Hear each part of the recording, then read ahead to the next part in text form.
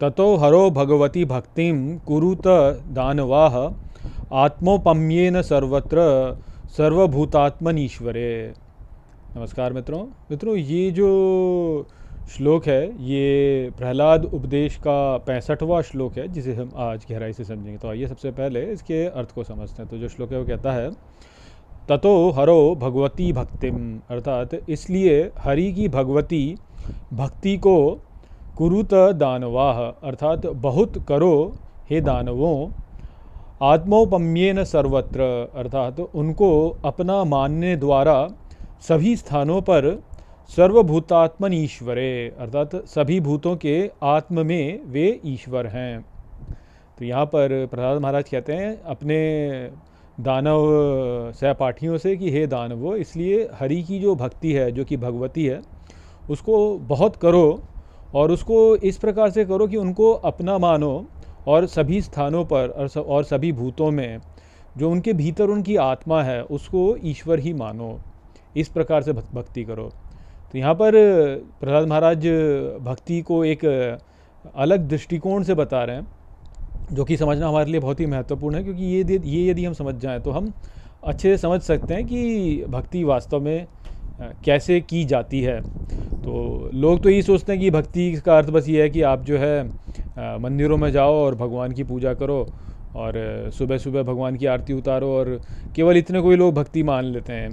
परंतु इससे जो गहरी भक्ति होती है वह कुछ इस प्रकार की होती है कि ईश्वर भगवान को प्रेम करता है, परंतु जो अन्य लोग हैं उनसे प्रेम नहीं करता। वो ये सोचता है कि यार बाकी लोग तो मूर्ख हैं और ऊटपटांग काम करते हैं, और मैं तो भगवान का भक्त हूँ तो मुझे इस प्रकार से भक्ति करनी चाहिए। इस प्रकार की धारणा भी लोग कई बार कर लेते हैं, परंतु ये सभी धारणाएं जो हैं ये भक्ति है नहीं। वास्तव में भक्ति का जो वास्तविक स्वरूप है, जो सर्वोच्च भक्ति होती है, वो इस प्रकार से होती है जहाँ पर कि भक्त जो होता है वह सब में भगवान को देखता है।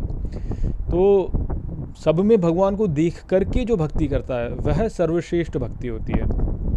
तो इसमें जो भक्ति ये इस प्रकार से होती है, उसमें जो है व्यक्ति भगवान से प्रेम करता है और सब में भगवान को जब वो देखता है तो वह सब से प्रेम करने लगता है, और जब वो सबसे प्रेम करने लगता है तो वह स्वतः प्रेम स्वरूप ही हो जाता है, और वह ही श्रेष्ठ अवस्था है। क्योंकि भक्ति को यहाँ पे क्या बोला उन्होंने, बोला भगवान हरि की भगवती भक्ति बोला। तो भगवती भक्ति जो है वो वास्तव में ईश्वर की वह शक्ति है जो कि प्रेम स्वरूप शक्ति है।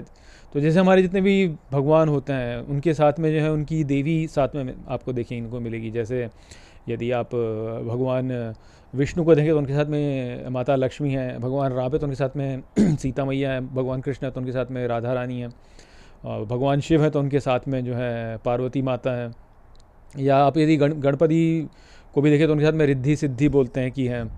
तो जितने भी हमारे देवी देवता हैं उनके साथ में भी वास्तव में उनका एक स्त्री रूप होता है जो कि साथ में होता है। तो ये जो स्त्री रूप उनके साथ में होता है वह वास्तव में उनकी भगवती है, अर्थात वो उनकी शक्ति है, वह उनकी प्रेम प्रदान करने वाली शक्ति है। तो भगवती भक्ति से यहाँ पे अर्थ जो बोला जा रहा है वो यही है कि व्यक्ति जो है वह प्रेम स्वरूप ही हो जाए। यही कारण है कि माधुर्य भाव जो है उसको सर्वोच्च भाव बोला जाता है। क्यों? क्योंकि माधुर्य भाव में जो है वह शुद्ध प्रेम स्वरूप हो जाता है भक्त, तो वो भगवती को प्राप्त होता है, भगवती को प्राप्त हो जाता है, और भगवती को प्राप्त होकर के शुद्ध प्रेम स्वरूप हो जाता है। तो ये जो स्थिति है वो वाली स्थिति है जहाँ पर कि व्यक्ति जो है सब में ईश्वर को देखता है। इसीलिए यहाँ बोला सर्वत्र सर्वभूतांतर आत्मा ईश्वरे, अर्थात जो सभी यहाँ पे सब जगहों पर सब लोगों में सभी भूतों में उनकी अंतरात्मा जो है, उनके भीतर जो है वहाँ ईश्वर ही विद्यमान है, या वो ईश्वर के भीतर ही विद्यमान है। इस प्रकार से तो जब सभी में ईश्वर विद्यमान है और ईश्वर हमारा प्यारा है, हम ईश्वर से प्रेम करते हैं, तो सभी से हमको प्रेम करना चाहिए। भले ही कोई उल्टे काम करे, भले ही कोई सीधे काम करे, हमें उसका भेद हमें करना नहीं चाहिए। हमें केवल ये सोचना चाहिए कि भगवान है, भगवान लीला कर रहे हैं हमारे आगे।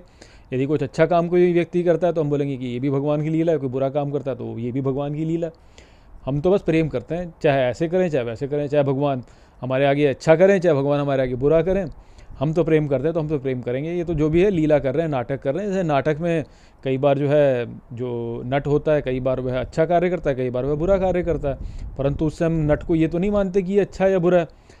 शाहरुख खान है, मान लीजिए शाहरुख खान किसी फिल्म में तो जो है वह अच्छे काम कर रहा है, किसी फिल्म में बुरे काम कर रहा है, परंतु यदि आप शाहरुख खान के फ़ैन हैं तो आप फ़ैन हैं, और वो फिल्मों में जैसा भी करेगा उससे आपको वो कोई अंतर नहीं पड़ता। आप तो बस ये देखते हैं कि वहाँ कितना अच्छा उसने अभिनय किया, केवल इतना देखते हैं। तो ठीक इसी प्रकार से यदि हम ईश्वर से प्रेम करते हैं और ईश्वर सबके भीतर उपस्थित हैं, तो जो भी लोग सर्वभूत यहाँ पे जो कार्य कर रहे हैं वह केवल एक नाटक है जो कि भगवान हमारे आगे कर रहे हैं। हम उसको देखेंगे ही नहीं, हम तो केवल हम तो अपने भगवान के फ़ैन हैं, तो हम तो बस उनको प्रेम करेंगे, चाहे वो जैसा भी करें, जैसा भी अभिनय करें, अच्छा कर रहे हैं। तो वो वाली जो भक्ति है वह ही सर्वश्रेष्ठ भक्ति है, जहाँ पर कि व्यक्ति प्रेम स्वरूप हो चुका है। अब उसका स्वरूप जो है प्रेम से अतिरिक्त और कुछ है ही नहीं, क्योंकि वह केवल प्रेम करता है। वह ये निर्णय नहीं लेता कि ये अच्छा है, ये बुरा है, ये ऐसा है, ये वैसा है, ये तो ऐसा है और वो बढ़िया है और ये जो है बेकार है, इस प्रकार के नहीं सोचता। वो तो बस प्रेम करता है। वो ही वास्तव में भक्ति है, वह ही भगवती भक्ति है। तो वो करो तुम, इस प्रकार से जो है यहाँ पर प्रहलाद महाराज कह रहे हैं। तो आशा करता हूँ कि मैंने इस श्लोक को आपको अच्छे से समझा दिया होगा। चलिए इसी के साथ इस वीडियो को हम यहीं पर समाप्त करते हैं। नमस्ते।